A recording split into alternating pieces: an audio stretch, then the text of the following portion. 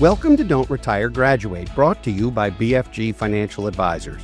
We're here to rethink what retirement really means to you so you can graduate into the next chapter of life with purpose and with passion.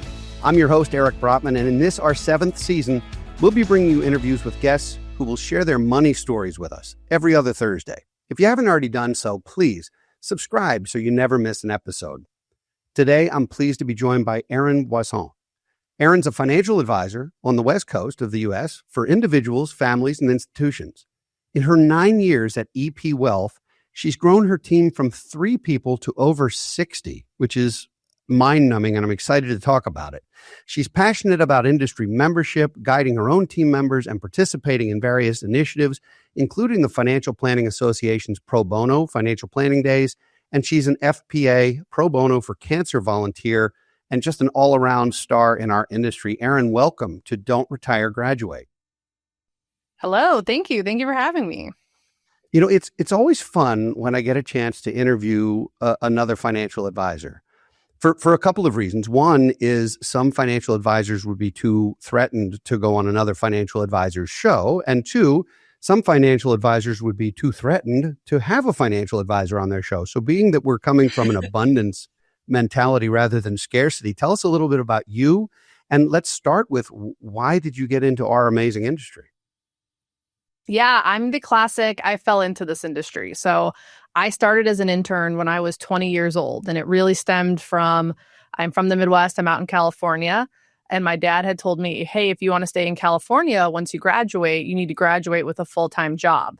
And so all I did was go to my college website. I applied to every single internship that I could find, and I wound up with MetLife in their case design unit, which was essentially their financial planning department, and fell in love with it. I was going to school for business and psychology and found this and couldn't believe that I got to work with numbers and I got to work with people. I was like, this is the perfect job, and never left. So almost 20 years later, here I am, still in the industry. It's funny because I think so many of us fall into this career. I mean, we could do a full show on why that's happening, because I don't think there's much of a career path. Like young people know if they want to be an accountant or a lawyer or an engineer or a doctor, they know how to do it. There's a linear path. But the path to being a financial advisor is not linear. It's kind of ridiculous. A lot of career changers. I mean, I studied English and psychology. So maybe it's the psychology that binds us, Erin. Maybe that's the psychology. The psychology binds us. So I love that you started as an intern. We have a number of financial advisors here who started as interns who have been growing their careers. What I don't understand is how you went from 3 people to 60. And you've got to explain that story to me, because I started with 3 people, but it was 22 years ago, and we are 24 people with 2 offices and think we're big. So I have apparent envy of whatever you've been able to do. So tell me, how have you done that? What is the secret? Yes. I mean, it's honestly, I think for me, one of my proudest moments of the career is just getting to see the team grow. So when I started with EP, there was 3 of us on the team. And my goal in coming here was to build out the financial planning department and our service offering. And we've grown both organically and inorganically. And so through that, I've really been able to build and develop out my team, especially as we've built and developed out our offering. So going from financial planning to having a dedicated retirement plan services team, to then adding our tax team and our estate team, now having our corporate trustee team, and then the latest is our family office service team. So all of that has meant that we've had to add amazing talent to our bench. And I think as of the end of the year, we hit 70. I think we have a new team member starting next week, but we just anticipate continuing to grow that. And you said, like, starting as an intern, we love our interns. And if we can bring interns on and help grow them into whether it's someone in my department or another, that's really the ultimate goal, is to keep bringing people into the firm and growing our bench. Now, how do you, other than going on podcasts and telling your story, how do you differentiate yourself and market yourself in what is a very crowded, sometimes challenging space? A lot of firms sound the same. I did a study once with, are you familiar with the ensemble practice with Philip Palavev? Mm-hmm, yep. You know him? All right. So Philip had 30 or 40 of us in a room once, and he asked us each to introduce ourselves and talk about our firms.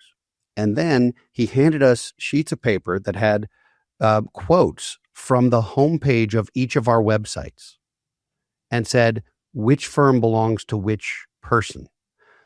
Only two were even recognizable. The other 38 all sounded exactly the same. People got their own wrong. So how do you stand out in such a crowded, convoluted space where everyone's throwing around the same buzzwords? It's funny because we talk about this a lot. Like everyone says they do financial planning and investment management, or everyone says they do wealth management. And I always compare it to, like building a house. Like everyone has the same tools. Like in our industry, everyone has the same tools in their toolbox. We're all trying to offer financial planning. We all have access to the same softwares, the same stocks, mutual funds, et cetera. So how do you go and differentiate? And that's where the experience comes in. So the experience that you have a client go through when offering all those solutions is how we differentiate. So it's the team that we've built around the advisors to go out and have that relationship with the client beyond just the advisor. So not necessarily like an advisor team, it's your tax person, your investment person, your financial planner, the estate team member that now has a relationship with you. We've just built what we still feel is very white glove, personal, customized to a client, but extends beyond that one advisor that they might look at as their relationship manager. So when a client starts to work with us and goes through our process, it's just the experience that they get. It's not only doing the plan, but it's implementing it and then it's monitoring it. It's one thing to put a PDF in front of someone and say, hey, here's your plan. For us, it's the action plan. It's what do we actually have to do with you this year and ongoing. And I think that's what really starts to set us apart is the experience that our clients have when working with us. Well, I love that. And I do think we're kindred spirits and are meant to stay in touch because it sounds like you're doing some great stuff. Tell me, I mean, you've been with EP now almost a decade. No doubt you have seen some remarkable wins and had some amazing experiences where a client has said, oh my gosh, you changed my life in all these profound ways. And it's one of the things that keeps, I think, all of us going. Are there some moments that you can identify, and I don't mean to put you on the spot, but moments you can identify where you said, oh my gosh, that's why I do this? Absolutely. I mean, one that like when you say that like immediately comes to mind is, I'm a CDFA. And a lot of people are like, divorce planning sounds awful. That's a highly emotional, complicated situation that someone is going through. But I also think it's one of those moments, that matters to someone going through it where they just need a confidant. They need someone who feels like they're their advocate and on their side. And it was the wife that I was working with. And I will never forget her sitting in a conference room with me, just sobbing into my shoulder, just like crying. And her just telling me so many times, like, thank you for being here for me. Like, you're the only, like, I feel like you're the only one I can talk to about this, but I feel like you have my back and you're in my corner. And that was just one of those moments that stuck with me because in my mind, all I'm trying to do is make sure that she gets what's rightfully hers and that she feels educated and empowered through the process. So that's one that I definitely think will always live in my brain. And those are the moments that I think help. And we do something at our firm where I call it the smile file. So I instituted this several years ago for my team. And we start every team meeting with the smile file. And the smile file is generally an email we've gotten from an advisor or a fellow client that is celebrating something that a team member did, because it's great. It's a good thing to celebrate what that person did. It's also a great learning opportunity because I'll put the team member on the spot. What did you do in that meeting? Like, what did you present? How did you react? Was there something you said that prompted this type of email to get sent to us? And so then the team members all hear that, and it's a good learning opportunity for everyone. What a wonderful idea. I mean, when you can take team meetings and turn them into high five moments, I've never heard the term smile file, but we do high five moments in the hallway, it's sort of all rooting together and feeling good. And I think that's important. So let me ask you, and I have no idea what you're going to say to this, which is part of the fun, but why does the media, and particularly Hollywood, paint financial advisors out to be some of the worst human beings ever? Is it just because that's what sells advertising and that's what sells tickets? I mean, how rare is it that you see a story where a financial advisor has been the hero? They're always the villain. Why is that? Because those aren't the people I know in this business. They're not. And I mean, I say this all the time, like when I'm talking with friends, at a party, because they always want to ask, about the market or something like that. But they always want to bring up the Wolf of Wall Street. Like that is their go-to thing. Like, oh, is everyone like the Wolf of Wall Street? And it's like, no, that is yes, it is a person who exists in real life. And that unfortunately did happen. But that was in another place at another time. Like we're a highly regulated industry. We do great things. And again, I sometimes feel like people have to go through it themselves to see it and understand exactly what it is that we do. I mean, it is, when they tell you to go into an elevator and have your elevator pitch in 30 seconds and talk about what you do, it's hard to capture it because, again, you are changing people's lives in a different way. The Wolf of Wall Street did us no favors. Bernie Madoff did us no favors. There are so many stories like that. And by the way, I was asked when I started this show 7 years ago, I had hired some consultants to help me figure out how to podcast. I didn't know how to do this naturally. I think I do now. You can tell me. But I was asked, what do you want this to be? And I said, well, I think the world deserves better than Susie Orman and Jim Cramer. Why not me? And I don't say that to besmirch them as individuals, but I recognize that what they're doing is entertainment and not edutainment. And I think it's really important for us to be able to bring stories and things to life that are uplifting and that's not to say there aren't cautionary tales, but it's our job to educate, but also to listen and to be, and you said the word advocate, which I think is maybe the most important one. People feel very alone and finances are not talked about at home. It's not taught in school. You come out, you get your first job, you're 21, 22 years old, and they hand you the 100-page, here, sign up for benefits. We need this Friday. And you don't have a clue. You don't even know where you're parking for work yet. Like, it's a very difficult thing, and no one talks about it. It's taboo. It is. How do you get... No, and I think that's why financial literacy is so important. So you're doing a lot of pro bono work with FPA, and there's the story with the FPA. I was actually a member for many, many years and chaired the state of Maryland's FPA, and got to choose a vice chair. And the vice chair I chose, this was now 20 plus years ago, is now our incoming CEO and is taking my spot. She wound up joining our firm, and so the FPA has brought together some amazing people, and certainly I'm a huge fan. You're really involved in the pro bono work, which is providing financial advice for people who maybe are underserved or can't get financial advice someplace. Talk a little bit about why that's important to you. Yeah, I mean, I kind of have that belief that everyone deserves a financial plan, regardless of how much money you have. I just think there's been so much that you can help other people with. And so when I started with the FPA in their pro bono days, it was really just, okay, if I can go dedicate 4 hours, I'll sit in the library downtown in LA and answer questions. And then that really transitioned to working with FPA pro bono for cancer. And that was really a passion project. Cancer is something that has affected my family tremendously. And I saw the financial impact that it could have. And so being able to connect with people who are going through something so traumatic while you're getting $50,000 bills every other day in the mail for chemotherapy, and you're just like, I don't even know what to do with this. How do I battle insurance? What does this all mean? Was incredibly rewarding. And unfortunately, they kind of disbanded that program and it still exists in a different format. But really, then it's transitioned to the work I do with the CFP board and the Women's Initiative, and just always going back to how do we continue to educate people on this industry? Like we talked about, a couple minutes ago, this is a fantastic industry for people, specifically for women. That's another passion of mine. And the more that we can be out there, I fundamentally believe in the saying, you cannot be what you cannot see. So no one's going to know that this exists if we're not out there. And whether that's at college fairs, college campuses, in the high school, when they're starting to think about this, I just think it's important for us to be out there educating that next generation on this amazing profession. I share your passion for that. And in fact, our leadership team is 50% female. Our new CEO is an amazing woman I was telling you about from FPA.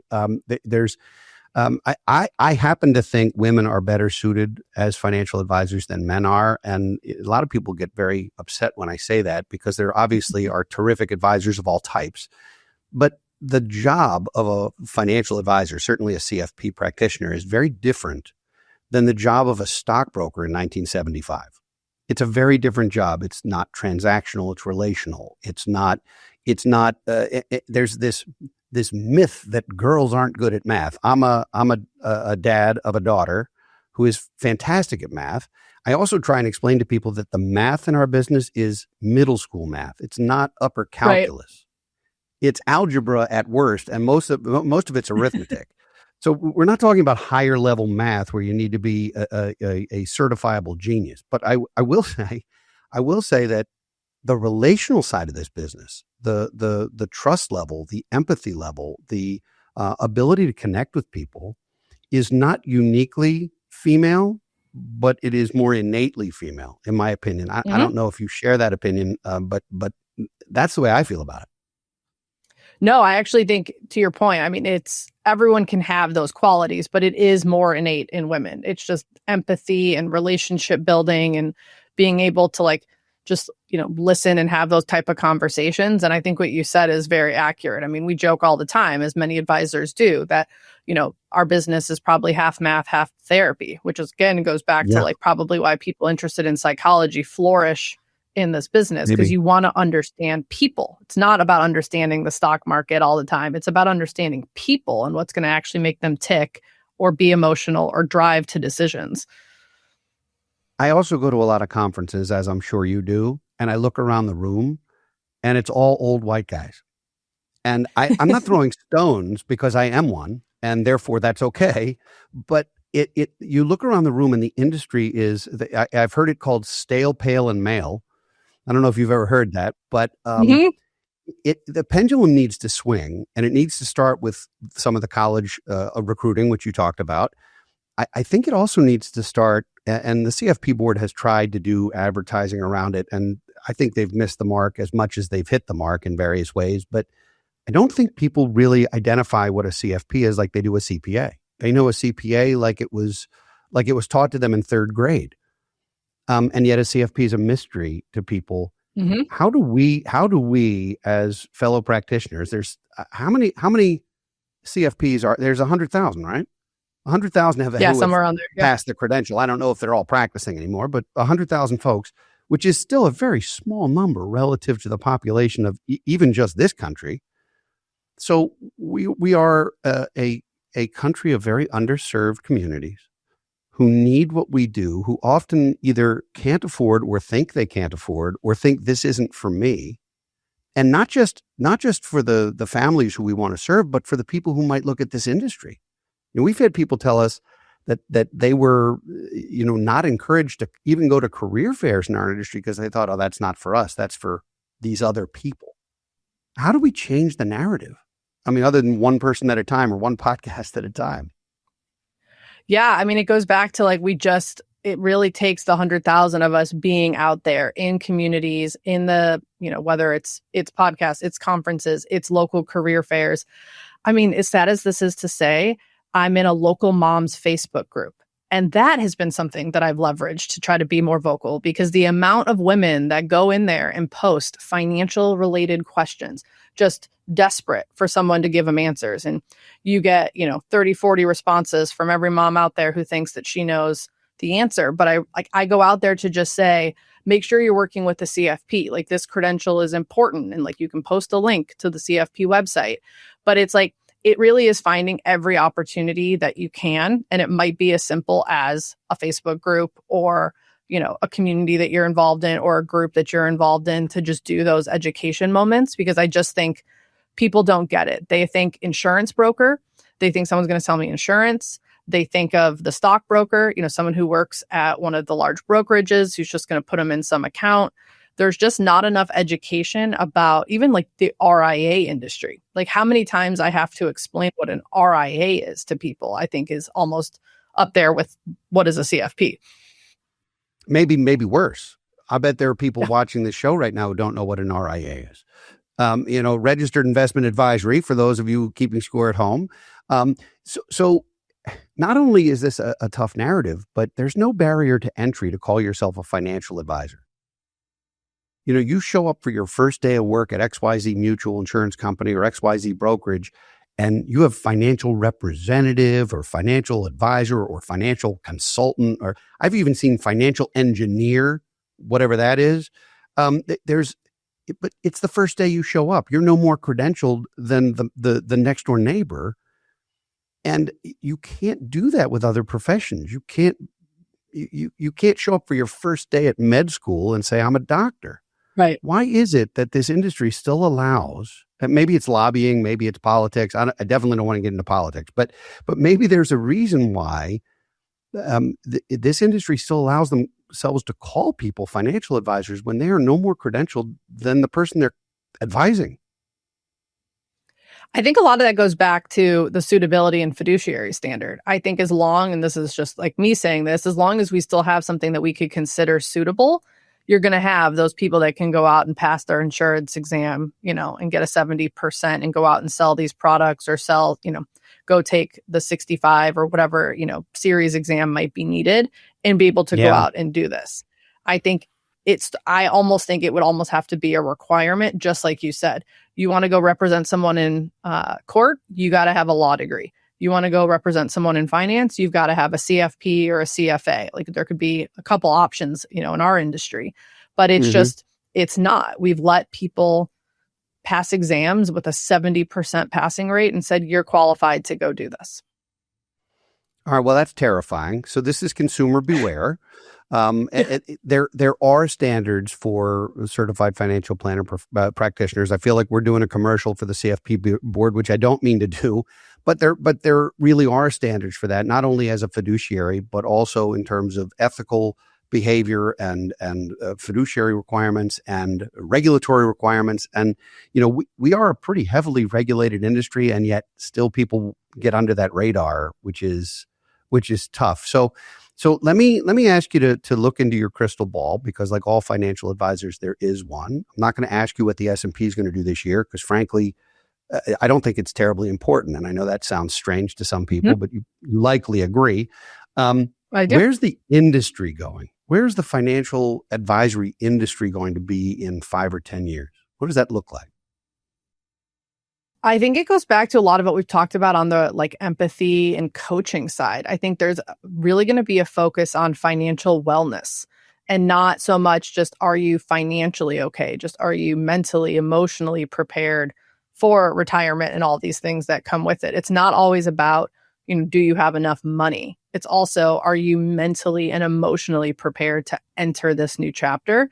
So I really think the industry is going to start to really lean into the empathy and social aspect of it to ensure that people feel well-rounded, going into some of these big life events and moments that matter. And I think you're going to continue to see a push for the RIA, the fee only, to really make sure that people feel like they're getting that true fiduciary standard. I do think that is going to continue to become a big pain point for the people that aren't, that have the suitability standard, that aren't fiduciaries. I think you're going to start to see more clients look for someone who feels like they're sitting at the same side of the table as them. And I think that's something that our part of it can really lean into. I mean, that's what I love to say to clients is, I'm on the same side of the table as you. You make money, I make money. You lose money, I lose money. Like, there's no financial gain in here for me. I'm not selling you a product. There's no secret commission that I'm getting. So again, you feel like you're winning together with a client. And I think that's where we're going to continue to see, that evolve. So how about in terms of generational work? We've got the multi-generational wealth transfer, which has been discussed for my entire career. We've been talking about it for decades, and it's sort of here. I think people have still lived longer than even we predicted, 20 or 30 years ago. But there's an enormous amount of wealth that's changing hands, and it's changing hands to generations who feel very differently than their parents and grandparents do about money. So, I see a lot of stories about millennials and particularly Gen Zs who want their money they want to do well while doing good in a very different way, whether it's impact investing or social investing or whether it's just being more of a philanthropist than maybe their prior generations have been. Are you seeing that pendulum swing within your clientele or the meetings that you're in? Am I onto something? Are we going to see more of a push toward having money be a tool for good, not just for rich? I definitely think we are, because I do think, just people right now value different things. It isn't, that I think you're seeing it even in like the workplace and what employees are looking for, especially in the younger generations. And I see it with just friends that I know have elderly parents who are going to pass them on some wealth. And, there's a different psychological aspect to it of like, I want to be financially okay myself. Like, I don't want to rely necessarily on mom and dad to give me this big nest egg. So what can I do with that nest egg that's going to help? Or how can I foster my kids to be more philanthropic? So a lot more conversations, about like the donor advised fund and how you can do the annual meeting with the kids or the grandkids and start to pick out the charities that matter and getting more people involved. We have definitely seen an uptick in that. And I think that's special, because then you're really just starting to make all those generations just more thoughtful about what they can do with their money, the types of organizations they want to give to. And you're setting kind of some good standards. And I've definitely seen that happen more and more. Erin, I love that. And I echo everything you just said. I think you're right, spot on. I have to ask you the all-important question. I've asked you where you thought the industry was going and where you thought the generations were going, but I need to know what you want to be when you grow up. Yeah. I want to be a coffee shop owner on the beach. So if you were to ask me what my retirement looks like, I want to own a cute little cafe coffee shop on a beach and just hang out with whoever the locals are drinking coffee. That's what I want to be when I grow up. All right. I want to be in that story somewhere. Which beach are you thinking? Do you not care? Any beach, or do you have a favorite? I do have a favorite. I grew up going down south to Gulf Shores, Alabama with my family. It's where my husband and I got married. That is a beautiful and I just place. I love that area. And I've always envisioned like retiring there with my little coffee shop. I expect that you're already putting together the signage and starting to think about that, even though hopefully you've got a nice runway left as a financial advisor, yes, and an advocate and so forth. Where can people learn more about you and more about EP? Yeah, I mean, obviously, I would say feel free to connect with me on LinkedIn. I am definitely one of those people that read my messages. I respond. I get a lot of college interest, students that are interested in the profession that are reaching out. I respond to those messages. I take those calls. I'm always happy to talk with anyone who's ever interested in learning more about our profession and what we do. That's fantastic. And we'll put some of that information in our show notes. This has been great. I really, first of all, you make me feel incredibly optimistic about the industry. I'm not going to date myself, but I think I've got a number of years on you. I'm part of the stale and male thing we talked about earlier. But you give me an incredible sense of optimism for the industry, and we need more folks like you. And so particularly folks who are considering this career, who are on the West Coast, who want to stay on the West Coast, should definitely get in touch with you, because it sounds like you're building something really special. I congratulate you on your success. And I'm proud to be a member of the same industry as you. So Erin, thank you for being on Don't Retire, Graduate. Likewise. Thank you so much for having me. I'd like to thank everybody for watching and listening today. If you enjoy our show, don't keep it a secret. Share it with friends and family so they can join you on your journey to financial freedom. We'll be back in 2 weeks with another engaging guest. In the meantime, next Thursday, be sure to check out BFG Financial Advisor's webinar series, Diary of a Financial Advisor, which you can find at bfguniversity.com. For now, this is your host, Eric Brotman, reminding you, don't retire, graduate. Securities offered through Kestra Investment Services, LLC, Kestra IS, member FINRA SIPC. Investment advisory services offered through Kestra Advisory Services, LLC, Kestra AS, an affiliate of Kestra IS. Kestra IS or Kestra AS are not affiliated with Brotman Financial or any other entity discussed.